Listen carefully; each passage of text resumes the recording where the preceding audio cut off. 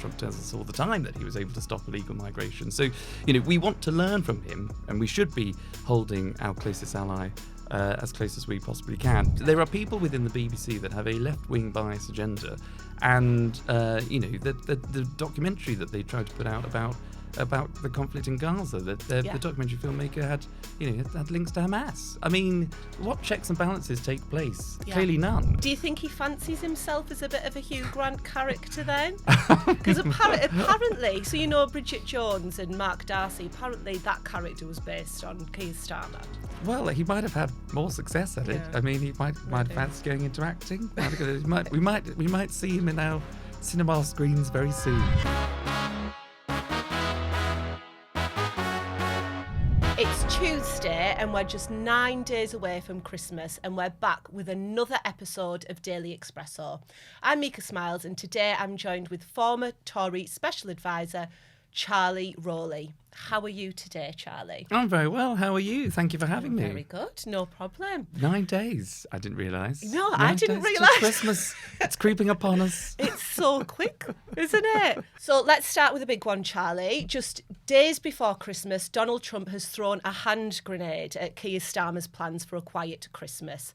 The president has cancelled the US-UK tech deal worth $31 billion, putting a massive spanner in the works for the economy.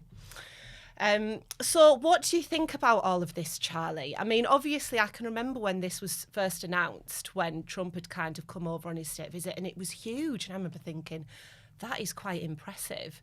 And obviously now it looks like there's a bit of a question mark over it all. So what are your thoughts about it? No, I think you're absolutely right. It was heralded as a big trade deal. The Treasury needed some money in the coffers, having not seen growth in the economy on the back of not just this budget we've had, but the budget before. So it needed something to celebrate. It needed something to point to say that actually the UK is still attracting this inward investment. And it's a typical sort of Trump move, He wanted a state visit and we gave him the state visit. Yeah. And, the UK needed a trade deal to sign, even though none of the detail had been worked out. Yeah. But the Prime Minister needed to up his credentials, his credibility and his poll ratings and say, look, I've got to deal with the Donald. And we need, America to be close to us. The UK wants to be and should be close to America because of the things that are happening in Ukraine. And Donald Trump is really leading there. And, they are our biggest ally. And, of course, Donald Trump has been very keen to tell Europe what to do when it comes to defence spending and, closing its borders to stop migration.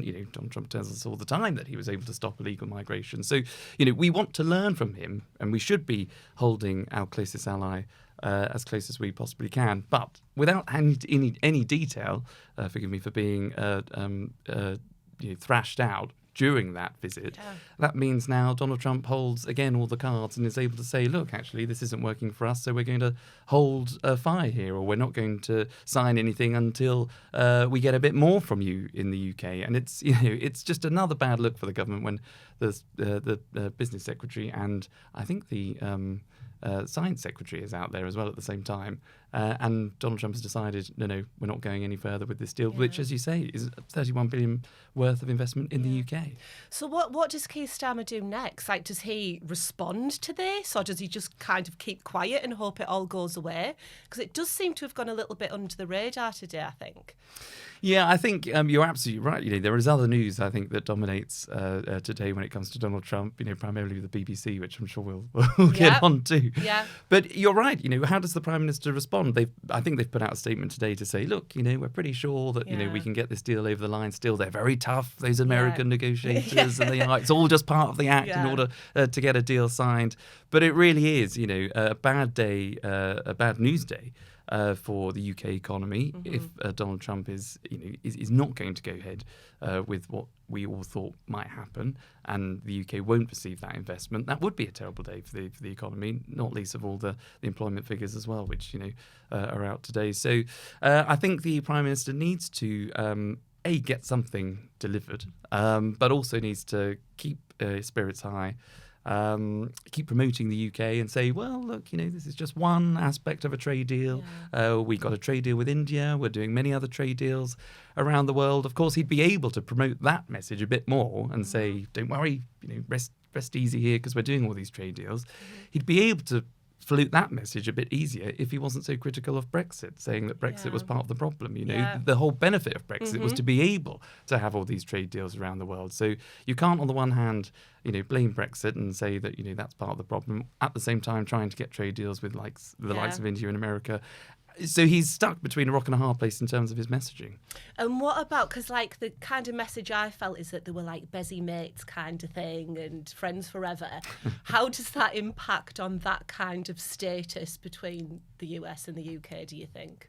Yeah, I mean, I think the Prime Minister would like to think that he's busy mates with the Donald. But I mean, we've seen time and again. I think I can't remember what the actual summit was when Donald Trump was calling out all these leaders and saying, I think it was the Peace Summit somewhere. I think it was in Qatar. And the Prime Minister got on a plane and flew there immediately because he wanted to be seen as one of the people that had brokered this sort of peace agreement. And Donald Trump was saying, well, where's the Prime Minister of the United Kingdom? Where's the Prime Minister? That's my terrible attempt of impersonation. If anybody spotted it. And he called the Prime Minister forward to the podium and then just turned his back and Sir Keir Starmer had to sheepishly walk away. I remember there was another time where they dropped their papers from the folders and Keir Starmer was scrambling on the floor picking up these books. So they have an awkward sort of optics. Mm-hmm. But I do think they apparently, from US sources as well as the UK, they do seem to enjoy each other's telephone conversations. Okay. If only we were fly on the wall to hear what they had to say. Yeah. Well, keeping on the subject of Trump then, so obviously today the BBC is now facing this $5 billion lawsuit from Donald Trump. And obviously it all centres around the editing of the Panorama documentary, which kind of made Donald Trump come across as kind of inciting riots. The BBC has said that they're going to defend themselves against this lawsuit. First things first, I suppose, does Trump have a case with this? What are your thoughts about what Trump has said about the BBC and what his plans are for this lawsuit? Yeah, I mean, it's a fascinating one, isn't it? Because we know that Donald Trump is a bit of a litigious character. He's taken, US media outlets to task. He's sued them no end. I think this could be, I'm sure someone will correct me in the comment section somewhere online, but, this could be the first international media outlet that he's trying to sue. So I don't know, just because the court case has been filed in Florida, well, we don't adhere to Florida jurisdiction there. So I'm not quite sure how the international element part plays out. But the more that he gets the media coverage from it, the more he keeps shouting about the BBC and how offended and upset he was, I think the more it does damage the BBC's reputation, because they did make a huge, gaffe. It wasn't just an accident, or a mistake. A mistake is a bit like me putting, a sugar in your tea as opposed to 2 or none, or, I've left my keys, in the house and I've locked the front door, and I think, oh no, it's inconvenient, it's an accident, but it's, reparable. This wasn't. This was a deliberate attempt to take 2 parts of a speech that Donald Trump was making and make it appear as though he was inciting violence, which led to the riots in the Capitol, on the Capitol Hill. And so, just before the election. And so I think that is beyond, a mistake. Or that's not a small thing. And so, we want to see, I think what the BBC should have done is said, this is totally outrageous. We didn't, we've made a huge mistake. We've not overseen it properly. It's on the editing side. And the people that have, put that together, and the people that edited it, the people that were the checkers of that programme before it went out, have all gone. They should have lost their jobs. And that could have been the end of it. But, it's the BBC sort of, as a clunky organisation that it is, nothing to see here, don't worry, we are bigger than, Donald Trump. Donald Trump won't be there in a few years, so we'll just, just say it's a small error and move on, I think was probably the wrong handling of it. But I am a fan of the BBC, as it happens. For lots of different reasons. But I do think, obviously, on this one, they got it wrong. And, they're allowing Donald Trump to bash them over the head with it. I think he does tend to kind of go for like a big amount and then possibly just people pay him a smaller amount and hope that it all goes away. So perhaps that's what he's thinking with the BBC, like still take a win from it. What do you, so you'd kind of touched on that you do actually like the BBC as an organisation. Yeah, I mean, it's so frustrating because I think some of its news output has obviously been the problem. You know, it has become, I think, partial as opposed to impartial. You know, and I think the BBC, there is a place for the BBC. There has to be. You know, if it goes back to its actual foundations of just, you know, informing, you know, educating and entertaining, those are the only pillars it needs to, you know, live up to. But instead, it's gone out of its way to, you know, present ideas and headlines that are just not accurate, you know, and they are so, you know, by the BBC's own admission, you know, they're so disjointed. You know, the online BBC service, so if you get your, you know, news from the website, that would be a very different editorial team to the people that are running the news at 6 o'clock and 10 o'clock, for example. So it's not a, you know, a one size fits all organisation, which it probably, I think, should be. And I, you know, and so I think, look, if you're particularly older as well, I mean, you don't have to be older, actually. I'm doing myself down. I like Strictly Come Dancing. That's what I was going to go on to say. I don't think I've ever watched an episode. You haven't. Have you really not? No. Oh, good heavens. It's just not my thing, I don't think. Oh, well, don't like a bit of sequin? No, a tango or two? No? Okay, well, just me. But, you know, you've got things like, you know, Strictly Come Dancing, The Traitors, Celebrity Traitors, which is obviously huge. And of course, you know, the BBC Bite-Size service, which is, you know, obviously educating for kids. There isn't a commercial market out there for that. That doesn't make money. So someone's got to produce that content. And I think it should come from the BBC. But if it starts educating our kids in a way which is detrimental to their health or well-being, or starts going outside of its remit, which is just to maybe stick to maths, English, science, and, you know, a few others. But if it starts getting into gender critical theory, and, you know, a gender identity, that's just beyond its reach. And that's where I think people have a real problem with, which is why so many people, including some of its reporting of international conflicts, alongside of its coverage of Donald Trump that we've just talked about, that's why so many people, I think, are now refusing to pay the licence fee. So do you think it was like partly a malicious move then, or do you think it was just a massive error? No, I thought it's deliberate. There are people within the BBC that have a left-wing bias agenda, and you know, the documentary that they tried to put out about the conflict in Gaza, the documentary filmmaker had links to Hamas. I mean, what checks and balances take place? Clearly none. And so when all of these stories stack up, you know, and it's not just necessarily about, you know, Gaza or about Donald Trump, but if it's about things like, you know, some of their presenters, you know, who was calling out Hugh Edwards at the time. Did anybody speak up? You know, the way in which they reported maybe the Brexit vote, for example, they weren't necessarily giving a fair and balanced view there. Some election coverage, people will question, you know, those questions might have been a bit tougher to the, you know, the Tory candidate or the Reform candidate compared to what the Labour candidates might have had at the time. So all of that, I think, just adds up to people's frustration, which is why there is so much angst against the BBC, and it does need a real shake-up. It does need a real internal look at itself to make sure that they get it right if they want to survive. Yeah, and I suppose just finally on that, if he does win, who's going to pay for it? Because who does it land upon? Is it the taxpayer? Well, it's a very, very good question, because I assumed it would be, obviously, you know, taxpayers' money, or the licence fee payer, or you know, because obviously that funds the BBC. Somebody did tweet me earlier on, or X me, or whatever it is now. You can tell with my Strictly Come Dancing and my lack of social media awareness. You know, I'm basically a 35-year-old man trapped in a 75-year-old man's body. But I think someone tweeted me earlier to say that actually there'll be insurance, but that insurance claim will be huge, and I don't think that insurance company would be able to pay. Right. So I think it would have to come out of the UK taxpayers' coffers. Rachel Reeves earned her spot on Father Christmas's naughty list a long time ago, but her Christmas is looking even bleaker today after it emerged that unemployment in the UK has risen again.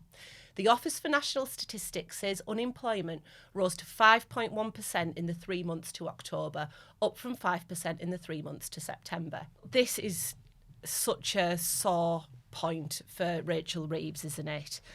What do you make about kind of the headline figure of unemployment being up? Well, just in the run-up to Christmas. Yeah. I mean, it's so bad. You know, people should be expecting, you know, a bit of time off from work. They want to spend it with friends and family. They want to be able to, you know, buy the presents. They want to be able to put the food on the table. But now there'll be thousands of people, particularly young people, who are impacted the most by today's news figures, that just won't have that pay packet, that will be out of work and going into the new year thinking, my God, what can I do next? Or is there an opportunity? You don't want to be thinking about, job applications or what can I do or how can I get the support? So it's really bad timing, obviously.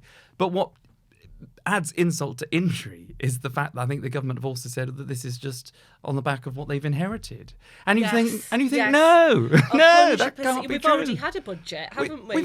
We've had two. Yeah. If the first one wasn't, alarm bell ringing enough, where I think businesses, to their absolute credit, and it's always the small and medium-sized businesses that employ the most people. They are the backbone of the UK economy. I think they made it quite plain, not the budget just gone, the one before, to say, look, we're facing an increase in business rates, we're facing an increase in the national minimum wage, and you've now put up national insurance contributions, which 100%. We as a business have to... Exactly, that's where the burden lies, which you said you'd never do. Now, we will take that hit, but we can't do it again in a year's time. And lo and behold, there's been more increases in those businesses at the second budget. And therefore, businesses have got to make that very, very difficult choice. Do I keep my staff or do I have to lay some people off? If they can't recruit anymore, then they're certainly not going to... if they can't recruit anymore, they're not going to be recruiting young people. They're not going to be giving people that first experience into the jobs market. So it's awful for young people. It really is. And do you think it's that first budget that's now playing out here, like with the increase in the national insurance contributions and the minimum wage as well? I'm sure employers would love to put up the wages, but they can't always afford to do it. So having like that diktat perhaps isn't so helpful for them. Totally. And when inflation is high, and when the ONS obviously predict growth to be downgraded, businesses aren't going to invest because they don't know if they're going to get anything for their returns. So everything costs too much now, or there's certainly their margins will be even slimmer than what they might have already been on the back of obviously a pandemic and trying to get back on their feet after that. So it has been really, really tough for businesses. And that's why I think it is just tone deaf of a government now to say this is just because of what we've inherited. Crazy, isn't it? How long can you peddle that line for? I think they've just got a script, and every time they're criticised, they just tick it off, to be honest with you. Totally. And obviously on the horizon we've got this workers' rights bill. Do you think that that's just going to impact even more on this situation? Massively. I mean, it's all what businesses always want is certainty. That's all they need. They can plan ahead. They know how to factor in costs, whether it's about employing more people, whether it's about taking on an apprentice, whether they can apply for new funding, whether they can invest here, there, and especially with AI coming forward. A lot of people will be worried about their job security anyway. But businesses, good business leaders and managers, will retain their staff or retrain them in a particular way, take on new employees if they can just plan ahead as much as they possibly can. And they know that the government can't, be responsible for everything. We never know. I mean, we talked about Donald Trump earlier on. We never know if he's going to now cancel that £31 billion investment into the UK. We never know if he's just going to slap more tariffs onto the UK at any given point. We know none of this. But if you give businesses as much certainty as possible, or as much direction as the direction of travel to say, look, growth is projected here, so you can maybe think about taking on another person here or not. I just think it will, today's announcement has just been, obviously a travesty for the employees, but for a government to then just have its head in the sand and say, this is because of the Tories of the past, when actually you've had two budgets now, you've made poor decisions that lots of people in the business community didn't ask for, didn't vote for, nobody voted for, nobody asked for, and taxes have just gone up to ultimately pay for the only winners in this scenario, the public sector workers, which I think has gone up. Oh, it's gone up, so it's no surprise, really, is it? And at the same time, you see, I know it's not a very merry Christmas at the minute, but you see farmers, at their wits' end because of the inheritance tax. You see doctors now going on strike because they want even more money in the public sector. So where does that leave the rest of us? So putting your kind of special advisor hat on then, what would you be telling Reeves if you were advising her? What should be her next move? Well, move out. I should imagine. Move house. Leave. And do you really think that she should just resign, go, She's that bad. I just think I mean it's oh gosh. What do you do? What do you say to someone who is ultimately now responsible for a lot of the problems now that are going wrong? And it's so evident and so obvious that obviously if she goes, the Prime Minister will have to go as well because they've been in this together. Yeah. Their whole decision-making processes, their whole package of things that they've decided to either tax, so that's through increasing taxes, or whether it's through taking away things like the winter fuel allowance, one of the first things that they did, whether it's still not being able to stop the boats, and we're still seeing that hotel bill increase for people that are coming into the country illegally. All of the injustices and all of the unfairnesses, this government has had now 19 months or so to actually get to grips with some of these or to set a direction of travel for government departments to follow, and they haven't done any of it. And so I think, look, when you lose confidence in the markets, when you lose confidence in the business community, when you lose confidence effectively in the country because you've put up their taxes, things aren't going to turn around. And so I think, you're probably better off just planning maybe your exit. So you think it's Charlie's advice, just leave, quit, you're done. I would, yes, I wouldn't want, personally, if I was a friend of hers and if I wouldn't want to see her do a third budget because the last two have obviously not played out well. While I've got your attention, if you are enjoying this show, please click like and subscribe. So moving on to something slightly more frivolous. Keir Starmer, I'm not sure if you're aware of this, but he now has his own TikTok account. I had heard. So I am a big fan of TikTok. I spend far too many hours I think they call it doom scrolling on TikTok. Yeah. And now he's joined the ranks. But apparently his big plan, or whoever was advising him or doing his TikTok account, wanted to do, from Love Actually, like the Hugh Grant dance, the dance in front of the window in Downing Street, and apparently because of copyright, the kibosh has been put on that. Right. But it's his kind of way to try and connect with the youth. And I'm just wondering, what are your thoughts on Keir Starmer's TikTok? Well, I mean, you've heard about my social media skills, which are not particularly great. But I had seen it, and I have heard that he's on it. But I think, look, poor old Keir. Not poor old Keir. I mean, he makes his own decisions, and you should get criticised and rewarded for them if they go right, but also if they go wrong. And I think didn't he also pen a letter to his son not so long ago on social media as if it was sort of to talk about International Men's Day, which I think is probably the most embarrassing thing your father can probably do. You can do it privately, but to the whole nation, my God, that poor boy. But this is a problem. I mean, this particular example, this goes to the heart of what is the problem with government. This is the number 10, the real number 10 Downing Street. He is the real Prime Minister. He is absolutely able, I would have thought, to do what he likes within reason, obviously, on TikTok. Surely the makers of Love Actually would be the ones that are worried about the copyright because it's the number 10 Downing Street. It's the front door that we all know. It's the staircase and the portrait gallery down the stairs that we're all familiar with. So I find this, this would have been a lawyer within number 10 to say, hold on, folks, you can't do that. You can't have any fun here because we might get sued. Just get on and do it. It kind of points to the wider thing, isn't it? He was saying just the other day that there's too much red tape and he wants to lift it all, and then getting his knickers in a twist, thinking, am I going to be told off for having a bit of fun on TikTok? Exactly. Yeah. And that is the problem. And I remember back in the day, a few conversations about, the Rwanda flights. And of course, there was a lot of legal wrangling about there. And, you don't want to break the law if you're, an advocate for it, if you're the UK government and, where people have replicated your parliament and your laws right across the world. You don't want to break them. But there's some moments where you just say, you know what?